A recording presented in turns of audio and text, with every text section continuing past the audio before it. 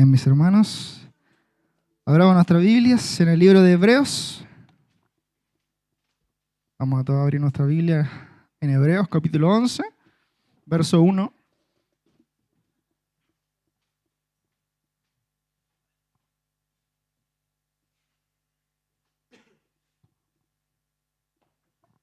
Hebreos capítulo 11, verso 1, nos vamos a poner de pie y lo vamos a leer bien fuerte. Todos solamente ese versículo. Dice: es pues la fe, la certeza de lo que se espera, la convicción de lo que no se ve. Amén. Gracias, Señor, te damos por esta tu palabra. Que nuestros corazones estén abiertos, Señor, a lo que tengas que decir. Ensánchelos, Señor, que no estén escasos y nuestra mente no esté divagando en otros quehaceres. Porque si no, en vano estamos aquí en cuerpos y nuestra mente, nuestro espíritu divaga en otro lugar. Señor, permítenos, Señor, orientarnos a lo que quieres decirnos. Que tu palabra sea un refrigerio, Señor, a nuestras vidas y una amonestación también, si tiene que serlo, en el nombre de nuestro Señor Jesús. Amén. Tome su asiento. Es un verso bien conocido, la fe, la certeza de lo que se espera, la convicción de lo que no se ve. Es uno de esos textos que cuando uno es chiquitito, uno lo enseñan y como que lo sabe de memoria. Entonces, es típico que uno dice, ¿qué es la fe? Y uno se sabe de memoria la certeza de lo que se espera, la convicción de lo que no se ve. ¿Cierto? Si uno fuera a otro país con otra versión, todos quedarían fascinados de que nosotros respondimos lo mismo. Es porque estamos automatizados a esta respuesta de la fe. Ahora, quiero hablar acerca de la fe en un tipo de sentido. La palabra fe, en un sentido, significa simplemente creencia. Creo, acepto o considero como verdad doctrinas del cristianismo. ¿Ya? Esto es lo primero. Fe es creer en evidencias o en un conjunto de afirmaciones del cristianismo que yo acepto y me identifico con ellos. Estamos hablando de doctrinas. Por ejemplo, yo dijera, Jesús es el Hijo de Dios, ¿cierto? Es una declaración doctrinal para nosotros los protestantes. ¿Todos creemos que Jesús es el Hijo de Dios? Ya. Entonces, este es un conjunto de creencias. ¿Todos creemos que somos salvos por fe, por gracia? ¿Sí? ¿Hay alguno que no? Porque al tiro nos vamos a hablar de la palabra, ¿no? Son un conjunto de enseñanzas, doctrinas que uno acepta, o sea, son afirmaciones, son postulados que nosotros decimos, bueno, en esto voy a creer, y esta es, de alguna manera, una parte de la fe. Ahora, la pregunta está cuando hay cristianos que consideran que la fe es una virtud. Y ahí nos podemos preguntar, ¿qué hay de virtuoso? ¿Qué hay de virtuoso en tener fe en un conjunto de creencias a las cuales yo me he adherido por evidencias? A usted se le presentó el Evangelio y por medio de evidencias usted creyó o no creyó. ¿Qué hay de moral o de inmoral en creer o no creer en un conjunto de afirmaciones que yo simplemente acepté? No porque quiera o no quiera, sino porque la evidencia me pareció suficiente para creer en ellas. O insuficiente en el caso contrario.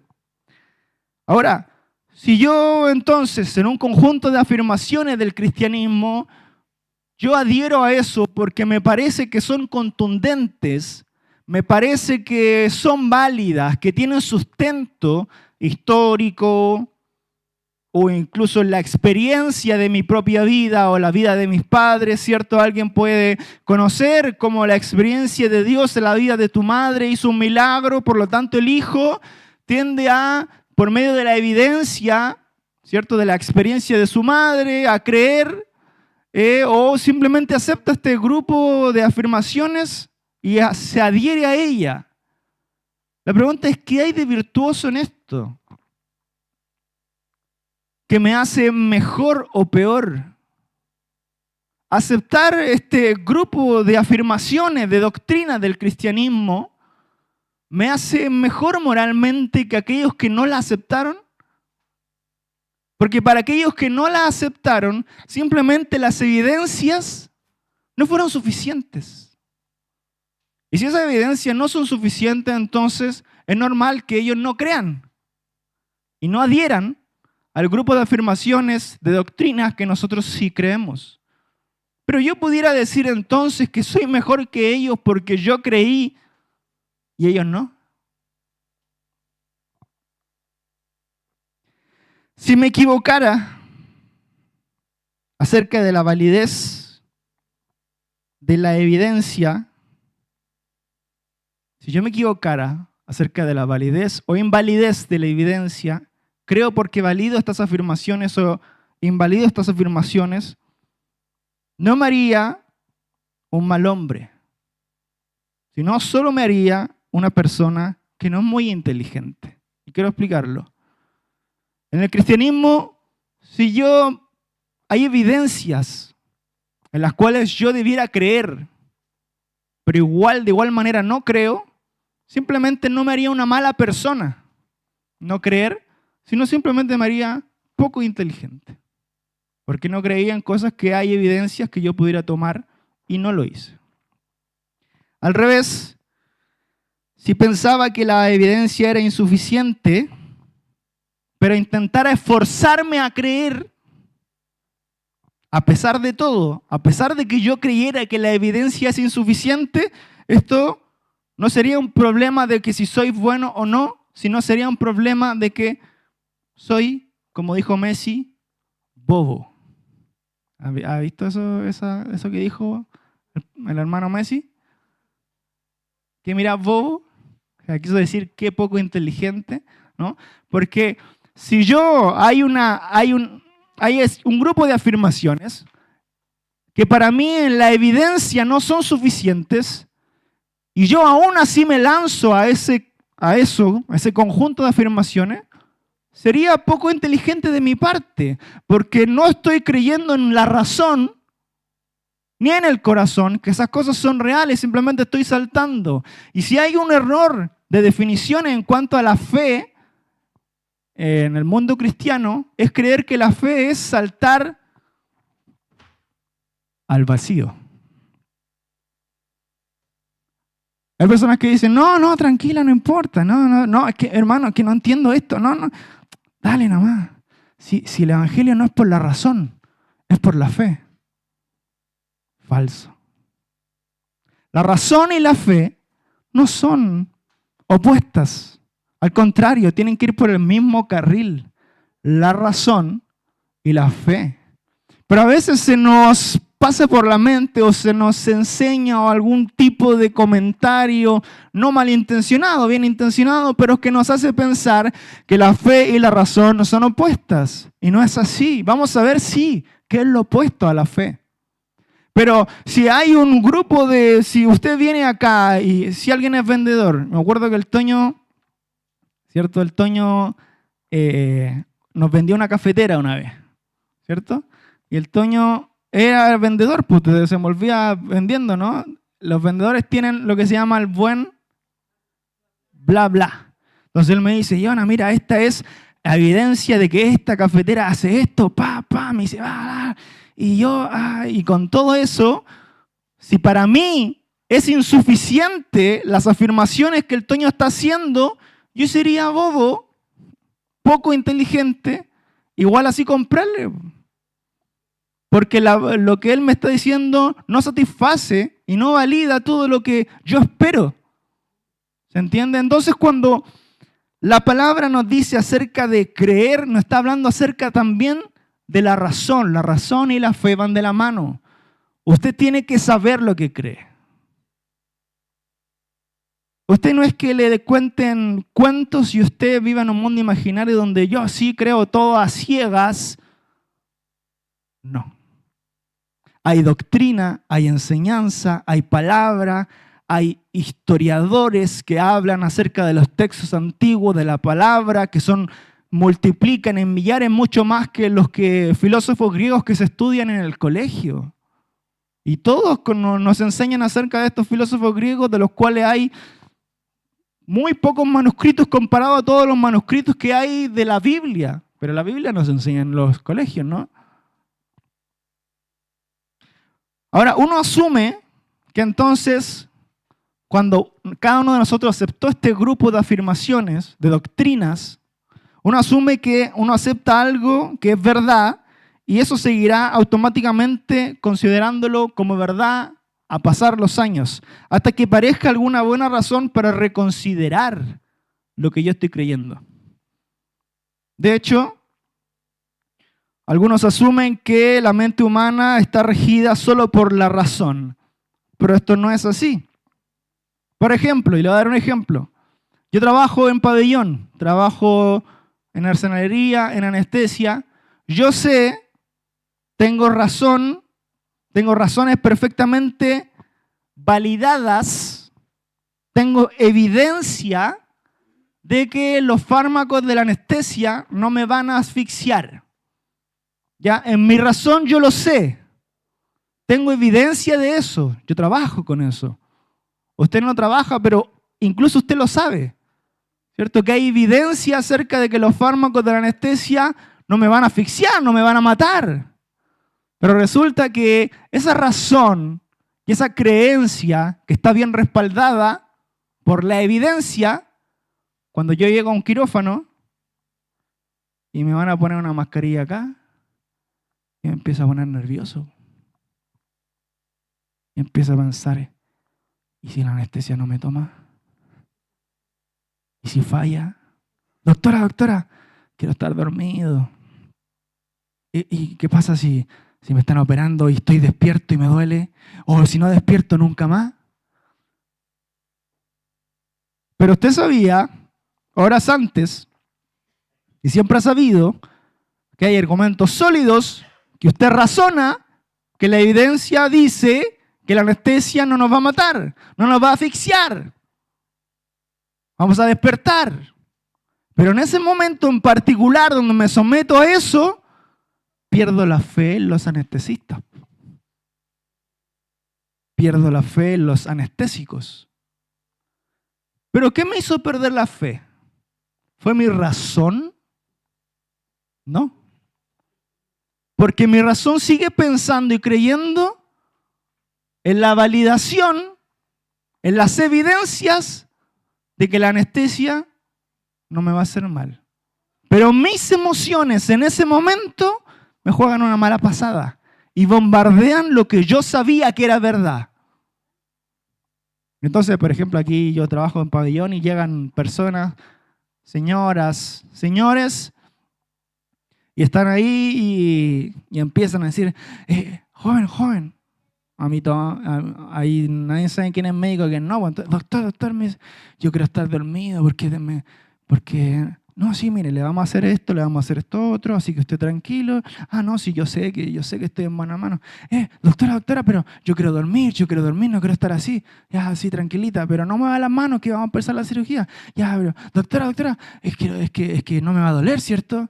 Y esos son los pacientes que nosotros amamos. Los amamos a esos pacientes.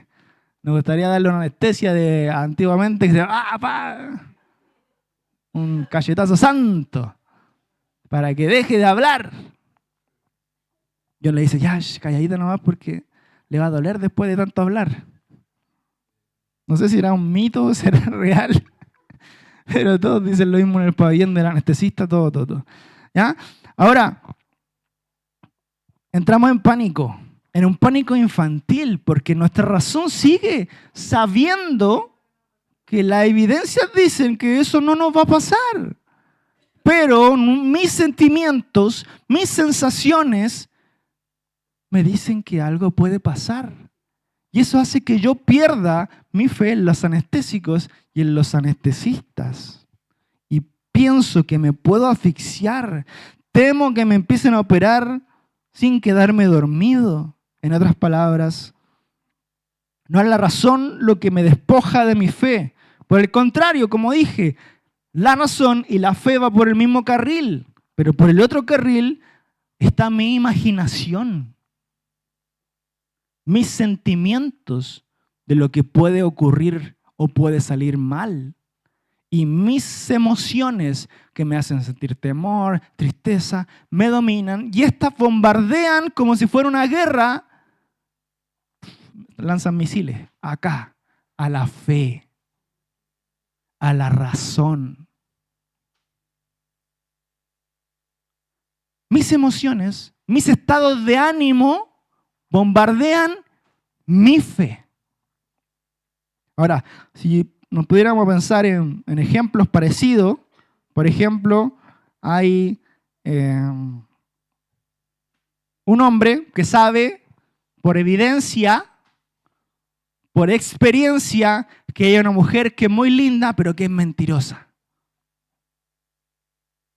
Por evidencia de los amigos, qué sé yo, aquí otras personas cercanas. No, esta chica Jonathan es mentirosa, así que no, con ella nada. Así que, y tengo experiencias de personas, me consta también por medio de hechos que ella es una mentirosa, pero resulta que el Jonathan en otra época, no ahora, se acerca a esa niña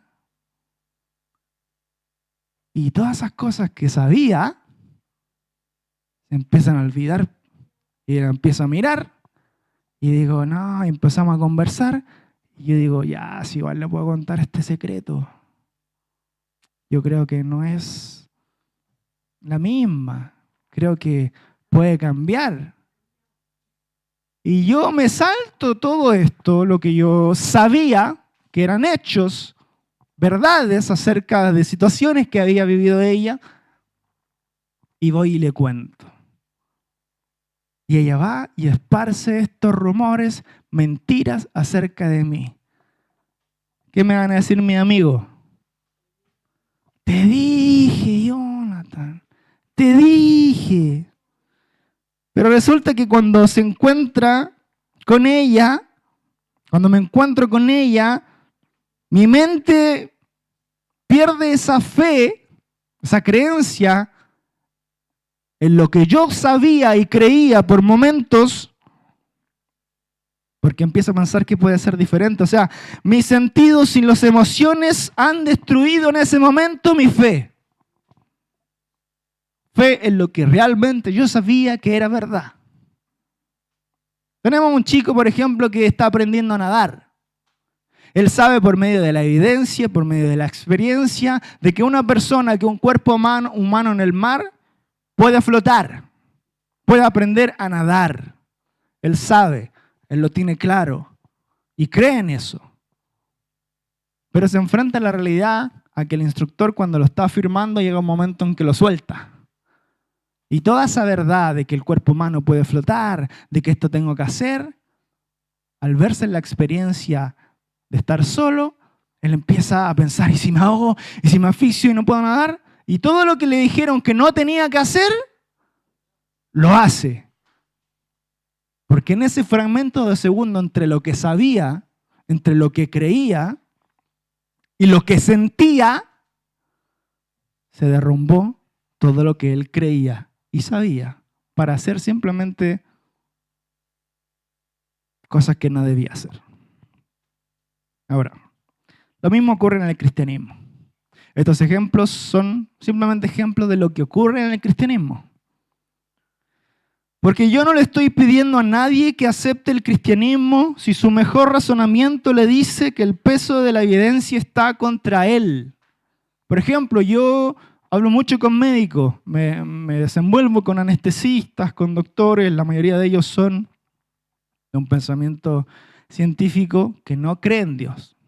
Ahora, yo no le pido a un doctor, por ejemplo, crea en Dios cuando sus argumentos, sus razones, sus evidencias están por sobre lo que yo le pueda presentar, ¿cierto? Porque no le estoy pidiendo que deje, ¿sabes qué?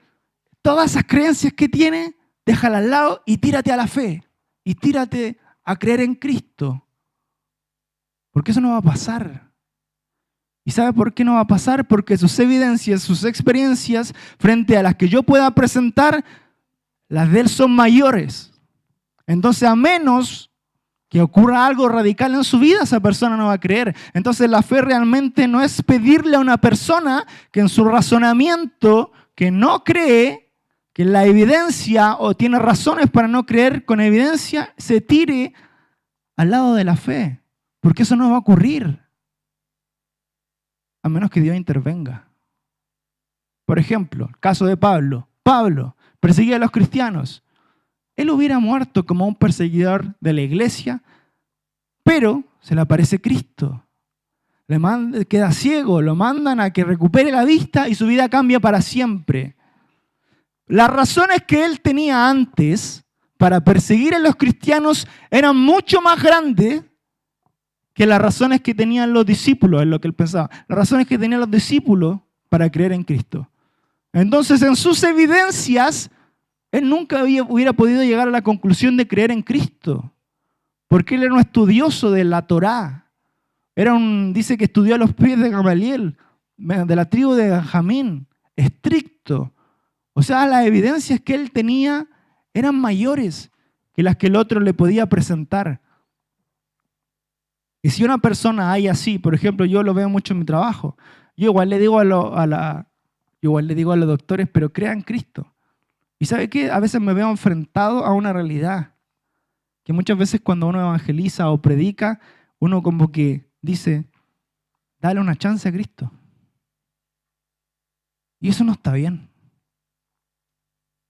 Eso bíblicamente está mal. Porque es como mendigar que la persona acepte a Dios. Dale una chance. Si Él está ahí como... No, hermano, Él es el Dios todopoderoso. Y a veces yo mismo me he enfrentado a esta situación, me encuentro, pero hermano, dale una chance. En el querer, ¿no? En la buena intención. Pero Dios me dice, oye, pero si yo no necesito de Él, Él necesita de mí.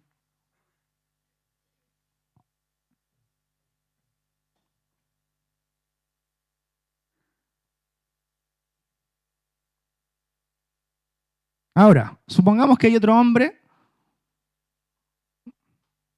Hay un doctor en los cuales hablamos de libros, de repente hablamos de la religión, él me habla acerca de ciertas cosas y yo lo he escuchado y yo sé que él tiene evidencias científicas, históricas para no creer en Cristo. Entonces, si esa persona deja eso y se tira a creer en Cristo, eso no sucede, hermano. Eso no va a suceder. Vuelvo a decir, a menos que Dios intervenga en su vida. Pero mientras yo le esté presentando, no, pero es que Dios, Cristo es el Hijo de Dios, no me va a escuchar porque sus evidencias son mayores que las que yo pueda exponerle. Ahora, en el otro caso de que llega aquí una persona, entre por la puerta y diga, ¿saben qué? Yo sí creo en Dios porque, bueno, hay formas de creer en Dios incluso sin que se le predique. La palabra dice en Romanos que tenemos como evidencia el cielo, la tierra, la obra de sus manos. Las cosas invisibles se hicieron visibles para que puedan creer. Y tenemos la conciencia que está en todos los seres humanos, que la conciencia es una revelación de Dios universal para el hombre. Ahora, si una persona entra aquí y me dice, mira, por medio de estas cosas o por medio de que mi abuelita conocía a Cristo y ahora yo quiero creer, y le digo, bueno, entonces cree. Ven, pasa aquí, hagamos una oración, reciba a Cristo en tu corazón y listo. Y la persona se va. Yo le voy a decir a ustedes qué va a pasar con esa persona cuando se vaya. Se va a encontrar en un momento, se va a encontrar con malas noticias. Se va a encontrar con problemas. Se va a encontrar con enfermedades. Se va a encontrar viviendo en un mundo donde no hay cristianos. Su entorno no es cristiano. Y al pasar de los días, al pasar del tiempo, sus emociones se van a revelar. Se van a revelar sus emociones en contra de lo que él profesó creer. Y van a bombardearlo. O bien llegará un momento en que él quiera ganar un dinero por medio de cosas malas, quiera mentir, quiera hacer esto y para eso no le va a servir el cristianismo. Entonces ese hombre que vino acá y con evidencia de creer en el Señor, luego se va, esa persona se ve enfrentada a todas estas cosas, situaciones, enfermedades, sentimentales, sus emociones se van a empezar a mover y van a empezar a bombardear su fe y bombardear su fe. Si esa persona no llega acá pidiendo auxilio, con el hábito de poder congregarse, de querer aprender, de discipularse, esa persona no vuelve más a Cristo, no vuelve más a la iglesia. Y no vuelve más. Bueno, después Dios si quiere hacer algo para traerla, está bien. Pero quiero decirle algo. Las personas que hoy día no están acá, que usted vio que vinieron a la iglesia, creyeron y no están, la mayoría de ellos no viene una persona a decirle, ¿sabes qué? Tanto, tengo razones más elevadas para que no creas en Dios. Y lo convencieron y no creyó. No es así. Las personas que no están aquí, que un día creyeron, se alejaron por el hecho de que nunca alimentaron su fe. Porque la palabra dice que la fe es don de Dios. O sea, la fe es un regalo de Dios en nuestra vida. Por eso al principio yo empecé diciendo, ¿será que si yo escojo creer en un conjunto de afirmaciones que me parecen válidas, soy mejor moralmente que otro que no? Porque realmente el que me hizo a mí creer es el don de Dios, o sea, gracia de Dios, o sea, Dios. Y no hay mérito en mí en tener esa fe.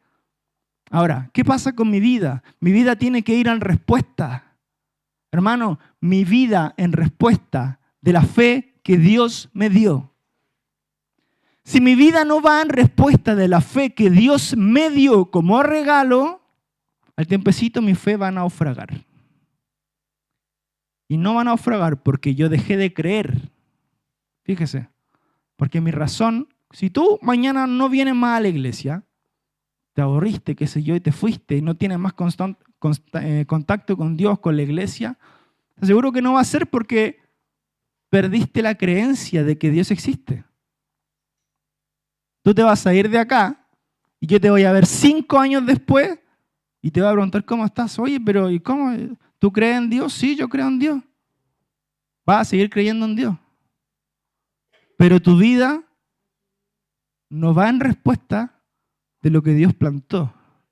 Y cuando tu vida y mi vida no va en respuesta de lo que Dios plantó, tu fe va a naufragar. Porque nuestras emociones están todo el tiempo bombardeando nuestra fe. Nuestra fe. Mire, si aquí se para un hombre y nos empieza a exponer acerca de que ustedes, personas, vengo a presentarle el átomo que inició la vida y que por eso viene la evolución, y le empieza a explicar, pero con bases científicas, de que nosotros no somos una creación de Dios y de que somos parte de la evolución, ¿usted le va a creer?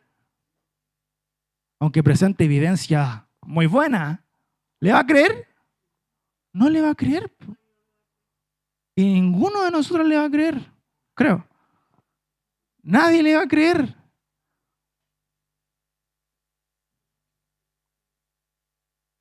Porque en nuestra razón y convicción, porque recuerda, es la certeza y es la convicción, la fe.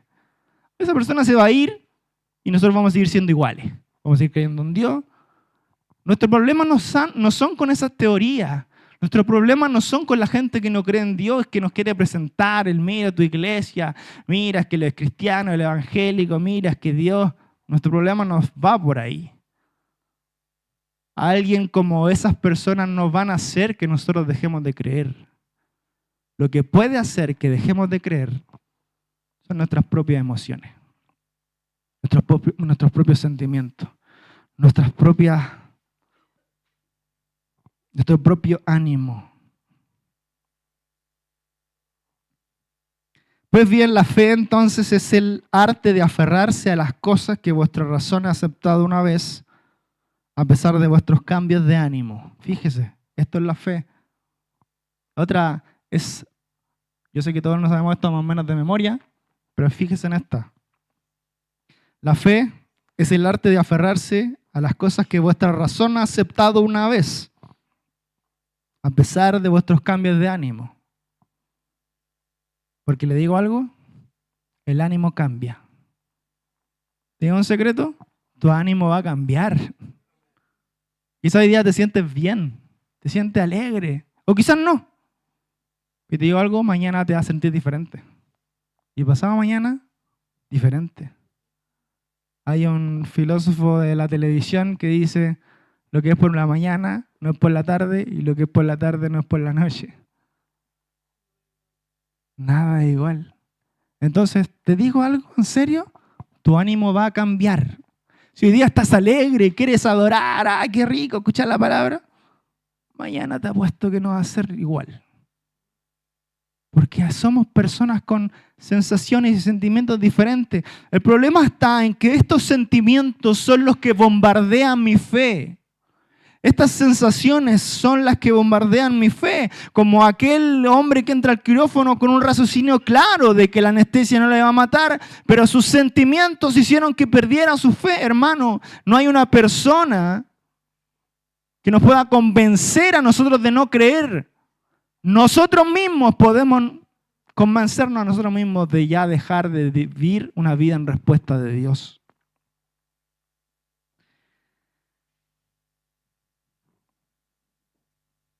Esta rebelión de vuestros estados de ánimo contra nuestra auténtica creencia ocurrirá de todas maneras. ¿Sabes qué? Yo puedo decir, bueno, si hay alguien que en sus emociones hoy en día está mal y quiere enrilarlas para Dios, podemos orar, puede sanar. Pero esa oración no va a durar toda la vida. No es como ciertas cosas que Dios puede curar en un momento. Por ejemplo, no sé, hay personas que necesitan perdonar, pasan adelante y reciben un mensaje de Dios, una oración y son liberados espiritualmente de eso. Esto, el estado de ánimo en contra de la fe, no es algo de lo cual usted se pueda liberar. No es algo de lo cual usted puede pasar aquí, podemos orar y va a ser libre hoy. Pero mañana se va a ver enfrentado nuevamente a la misma batalla. Porque el estado de ánimo te acompaña siempre. Tus sentimientos están siempre contigo. En consecuencia, necesitamos entonces fortalecer el hábito de la fe para tener convicción y certeza. Hermano, vuelvo a repetir, la fe es un don de Dios. Yo no soy mejor que otra persona porque creí y Él no. Fue un regalo de Dios. Él me lo regaló, a ti te lo regaló. Gloria a Dios por eso, porque me lo regaló. ¿Pero qué hago con ese regalo? Vuelvo a decir, mi vida tiene que ir en respuesta de ese regalo. Y los bombardeos que voy a recibir frente a ese regalo son mis propias emociones. Porque grandes hombres de fe tuvieron momentos álgidos de su vida a punto de renunciar a todo lo que creían, fíjese, a todo lo que habían experimentado, a todo lo que habían vivido. Si usted le pregunta a un judío cuáles son los mayores hombres del Antiguo Testamento para ellos, le van a responder Moisés y Elías. Son los hombres más grandes para el pueblo hebreo, para el pueblo judío. Y estos hombres, en un momento álgido de su vida, Moisés, por ejemplo, le dijo a Dios, Dios, quítame la vida. Ya no puedo más, quítame la vida. Estamos hablando de una persona que tenía convicción, que tenía razón, que tenía fe. Y no vino un rey de otra nación a decirle, ¿sabes qué, Moisés? No creas, porque mira, tengo evidencia de que tu Dios no es Dios. No, él seguía sabiendo que Dios es Dios, seguía sabiendo que Dios sana, seguía sabiendo que Dios es poderoso. Pero ¿qué le ganó en ese momento de su vida? Su estado de ánimo. El sentimiento de soledad, de cansancio. ¿Te ha pasado? Y uno piensa a veces que no, que el ataque del enemigo,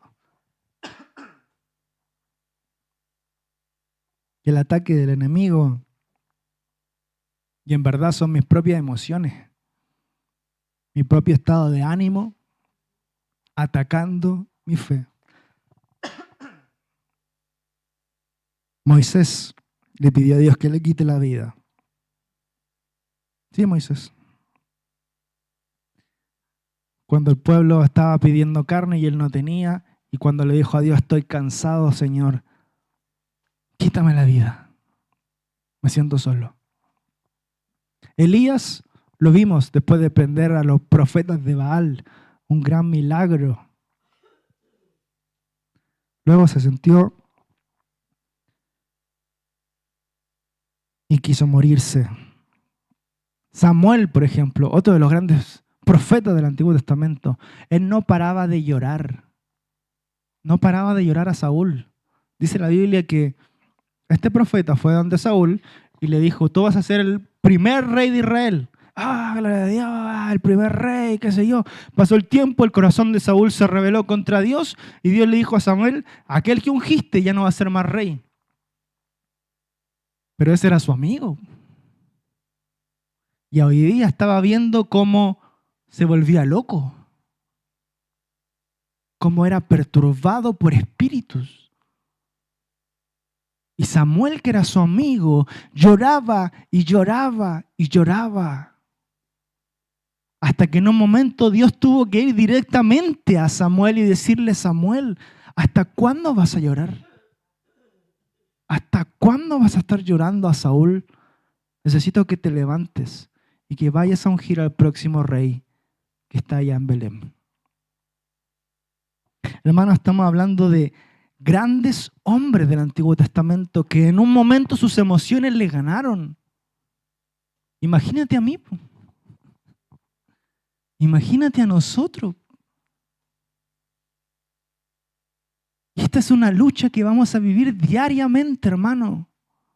Hoy día a lo mejor andan medio bajoneados, hoy día a lo mejor están medio tristes, los conflictos en tu trabajo, los conflictos familiares, económicos, están las enfermedades, atacan tu fe. Pero tenemos que tener mucho cuidado con nuestras propias emociones. Ahora, frente a esto, la psicóloga el otro día me dijo,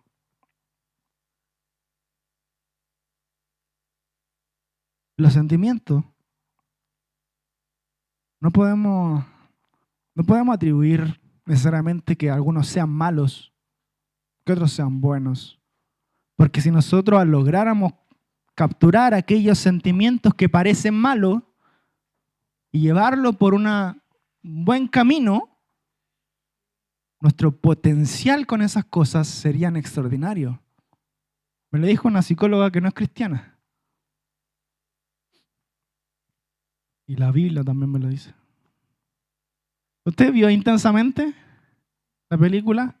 Vio que en el tablerito estaba ira, que era una persona, felicidad en la 1. Y la mayoría como que pensábamos que la ira era innecesaria. Ojalá que la ira no tocara nada del tablero porque iba a dejarla embarrada. Pero resulta que era necesaria. Era necesaria. Porque incluso la Biblia nos dice que no haya ira en nosotros. Y dice, airaos, pero no pequéis. O sea, por algo tenemos ira. Por algo tenemos tristeza. Y esas cosas no son malas en sí mismas. Esas cosas no son malas en sí mismas. Incluso le digo, la tristeza que nos acerca a Dios es mejor que la felicidad que nos aleja de Él. Si hay tristeza en tu vida o en mi vida, pero esa tristeza te ha acercado a Dios, ganaste. Ganaste. Si sientes ira por cosas que te parecen injustas, vemos el Salmo lleno de personas que tenían rabia. ¿Por qué, Señor, los injustos prosperan? Y yo que soy tu hijo estoy así, tan necesitado. Tenemos salmistas que reclaman eso. Ira, enojo, pero que llevaron a esos hombres a hablar con Dios. Hermano, la tristeza que nos acerca a Dios es mejor que la felicidad que nos aleja de Él. Porque finalmente Romanos 8:28 dice que sabemos que a los que aman a Dios todas las cosas nos ayudan a bien. Todas las cosas, no algunas. Y ojo que dice que en el fondo dice que Él las transforma en algo bueno. Porque quizá un cristiano bien intencionado, y fíjese lo que voy a decir, bien intencionado, a lo mejor me pasó algo trágico a mí en mi vida, y viene otro creyente, usted ojalá que no lo haga, y viene y me dice, tranquilo, todo está bien. Todo está bien, es parte del plan. Es parte del plan. No, no todo está bien. La Biblia no dice que a los que aman a Dios todas las cosas son buenas. Dice que todos la ayudan a bien. Que es diferente. O sea, lo malo hay que llamarlo malo. Por algo se llama malo. O sea, si se me murió mi perrito y estoy afligido, si perdí mi trabajo y estoy llorando, si tengo una enfermedad y me siento mal, es malo. No es bueno. No puedo decirle, tranquilo, es bueno. Porque Dios que... No, es malo. Pero Dios toma las cosas malas cuando se las dejamos a Él, a los que creen en Él, y Él transforma eso malo en algo bueno. Por ejemplo, mi tía Moni. Mi tía Moni hace berlines. Ricos berlines. Dígame los ingredientes que necesita para los berlines. Harina, levadura, azúcar, aceite, manjar y el horno. ¿Cierto? Ahora, ¿qué pasa si yo pesco el aceite y me lo echo así? Y pesco la levadura y me la como. Y tomo estas cosas que por separado son malas.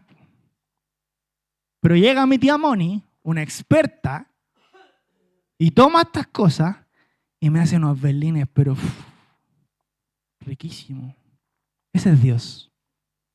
Dios toma mi frustración, mi dolor, mi ansiedad, mi preocupación, cosas que en sí mismas me causan dolor y mal, y las toma, se pone el gorro de chef y dice, toma hijo, todo eso que era malo, lo convertí en bueno.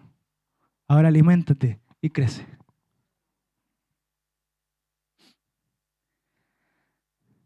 Hay una historia, la voy a contar rápidamente, acerca de un hombre. Es una historia, no pasó realmente.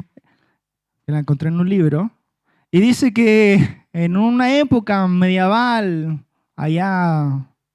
por allá por Asia, dice que había un padre y un hijo. Este hijo tenía un caballo y el caballo era su caballo favorito. Y dice que él siempre andaba con su caballo favorito hasta que un día llegaron unos extranjeros y se lo robaron y se lo llevaron y el caballo se perdió. Entonces vino toda la gente del pueblo a decirle a este joven, ¡oye, qué lata lo que te pasó, qué mala, pucha, te robaron! ¿Cómo te sientes? No, te sientes mal, ¿cierto? No, qué muy mal lo que te pasó, qué terrible. Y llegaba el papá del joven y le decía, hijo, ¿y cómo sabes que esto que te pasó no es para bendición? Y resulta que a los días llegaba el caballo que se había perdido con otro caballo. Venían juntos. El caballo que se perdió, que se habían robado y se perdió, se había traído otro caballo de vuelta. Y ahora el joven tenía 2 caballos. Y el caballo que había llegado era un pura sangre. Mucho mejor. Y todos en el pueblo decían, ¡ay, qué bueno lo que te pasó! ¡Qué rico lo que te pasó! ¡Qué bueno! Y el papá le decía, hijo, ¿y cómo sabes que esto que te pasó no es algo que puede ser terrible? El joven se hizo más rico porque el caballo le daba ganancia a su casa. Y en un momento salía con ese pura sangre que había llegado, salía y se cae del caballo y se fractura la cadera. Y todos en el pueblo llegaron del joven diciéndole, ¡ay, pero qué fome, qué te pasó, qué mala, pero pucha, mira, ahora está ahí enfermo, mira! Y el papá va y le dice, hijo, ¿cómo sabes que esto que te pasó no es para bendición? Y pasaron un tiempo e inició la guerra. Y todos los jóvenes tenían que dejar su país para ir a la guerra, al frente. Y todos fueron, menos él, porque en ese momento en que fueron él estaba cojo. Y se quedó ahí cuidando a su padre para siempre. Ese hombre, ese padre sabía algo que los demás no. Esa visión de las cosas, ese discernimiento, es lo que tenemos que tener. Y es lo que el Señor nos enseña a tener. Él quiere que nosotros sepamos los tiempos. Él quiere que nosotros no miremos las cosas malas llanamente. Él no quiere que tampoco veamos las cosas, hoy me compré un auto, qué bendición. ¿Y quién te dice que es una bendición? No, es una bendición, hermano, un bien material. Ya, pero las bendiciones son para compartirlas con los demás, po. ¿Has llevado a alguien en tu auto para algún lado? Pues eso es la bendición. Las bendiciones no son para uno solo. Hay que tener una vista, hermanos, espiritual. De que aquellas cosas que en este momento a lo mejor nos están doliendo, nos está costando, esos sentimientos que nos llega a la gente, nos dice, no, qué lata, Jonathan, lo que te está pasando. Y si es para bendición, hermano. Y cuando yo pienso, el Señor nos enseña a pensar así. Si yo pienso, oye, esto que me está pasando malo, puede ser para bendición, mi perspectiva cambia. Mi perspectiva cambia. Una vez me encontré con un anestesista que no creía en Dios y él me dijo, a mí me gusta cómo piensan ustedes los cristianos. Yo no soy cristiano, pero a mí me gusta cómo piensan ustedes. ¿Por qué? Porque ustedes son mucho más alegres que nosotros. ¿Por qué? No, porque si algún familiar se muere, así me dijo, para usted no es tan terrible. Ustedes igual andan con una sonrisa porque saben que hay una vida más allá. Y le dije, sí, hay una vida más allá que usted también puede tener. Repita conmigo. ¿Se entiende?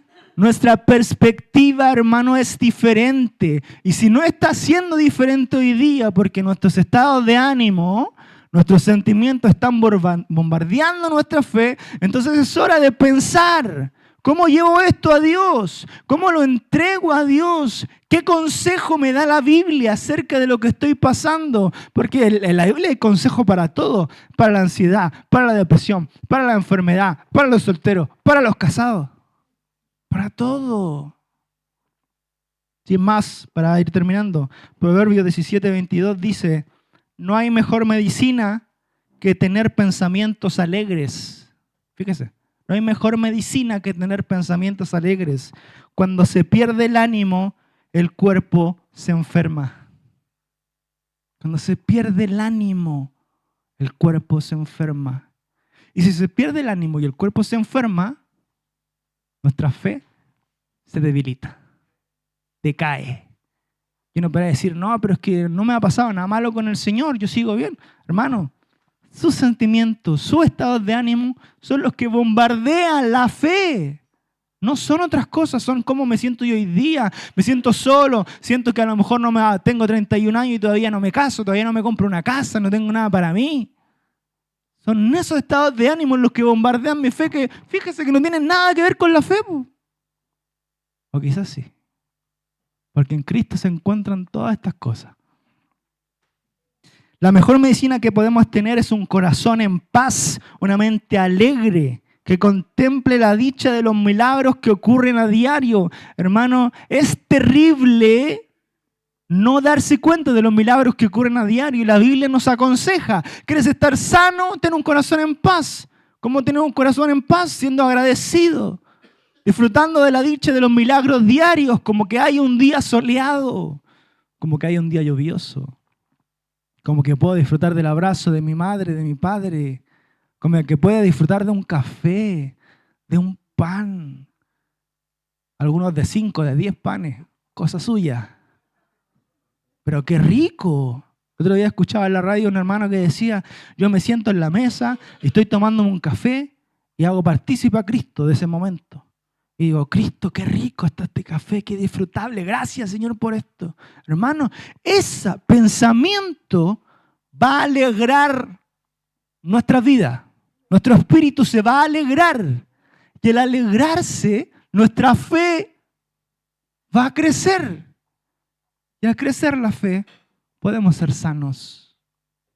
¿Se entiende?